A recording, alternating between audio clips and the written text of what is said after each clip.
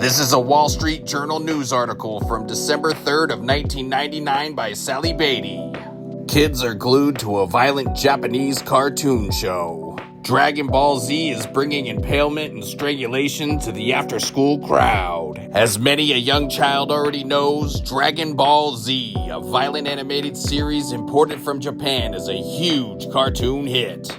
A sort of Pokemon meets Pulp Fiction. Whatever the hell that means. The show is much darker than the average kiddie cartoon. Every weekday afternoon on Time Warner Inc.'s Cartoon Network, characters age, die, and get vaporized, suffering far worse fates than Wile E. Coyote ever did.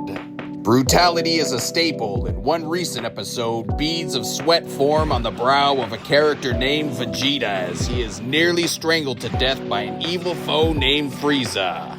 And every second of it was amazing. In another episode, Frieza uses the horns on his head to impale a good guy named Krillin through the chest. It was epic.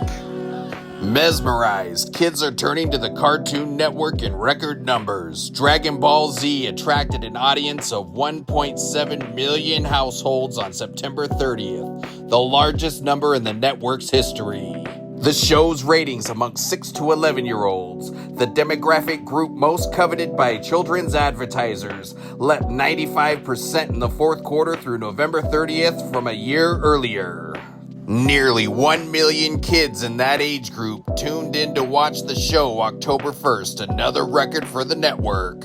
Advertisers are lining up too, including Hasbro Inc., Mattel Inc., even the U.S. Navy is running macho recruitment ads at the end of the show. Dragon Ball Z is also cracking on the web. On the Cartoon Network's internet site, it generates among the most inquiries of any of its shows. Last week, Dragon Ball Z ranked as the 5th most requested topic on the Lycos search site, behind singer Britney Spears and the Pokemon cartoon, but ahead of World Wrestling Federation and Pamela Anderson. Based on the success of Dragon Ball Z, the network plans to boost its programming time devoted to Japanese animation to 3 hours from 2. Adding 2 new shows next year, Gundam is a tale of bad guys from outer space, and Tenchi Muyo is the story of a ladies' man caught up in an interstellar war. Boy, does Sally know her anime. The Cartoon Network says it hasn't had complaints from parents or advertisers about the show's violent content. In fact, the U.S. distributor and licensing agent of Dragon Ball Z, Funimation Productions Inc., says the show is tuned down for U.S. sensibilities. Blood is often edited out and frames are erased to soften the blows in certain battle scenes.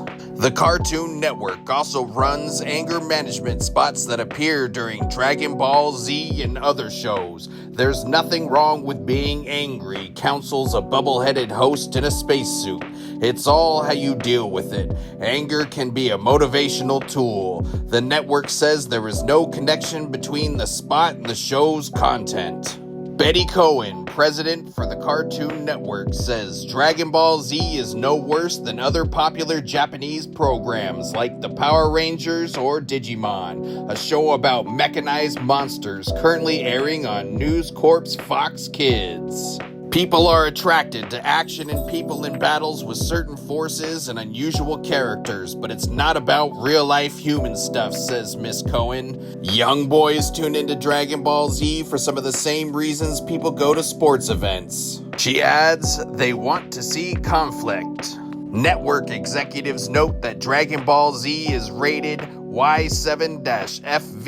FV stands for Fantasy Violence, the most cautionary rating available for a children's show. That rating designates Dragon Ball Z as not suitable for children younger than 7, under a voluntary rating system adopted by the TV industry in 1997. The rating appears for 15 seconds at the start of each episode.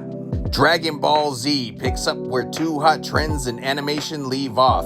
The movement towards edgier, more adult humor produced The Simpsons and South Park, but those shows aired during prime time, were aimed primarily at adults. More recently, the visually stylistic Japanese animation known as anime has swept the US. In Japan, where Dragon Ball Z aired in primetime before recently going off the air, the show became a cultural phenomenon, though by Japanese standards, its level of violence was considered mainstream. Building on the craze for the Japanese show in this country, Funimation says it has signed deals to produce a Dragon Ball Z merchandising avalanche.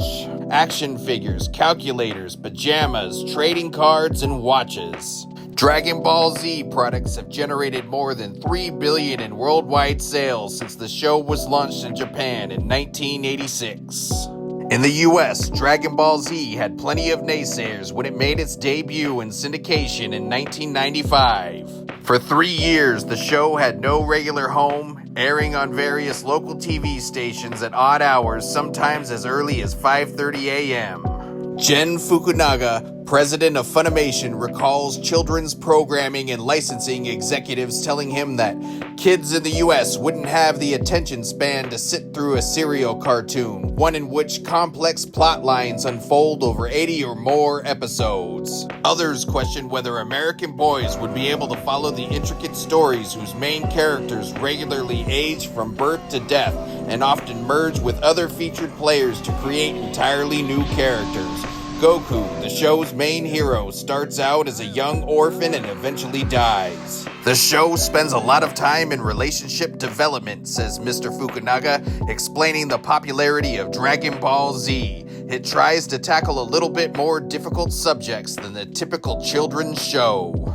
Thanks for the input, Sally, and great work on the layout of your news article. Dragon Ball Yeet.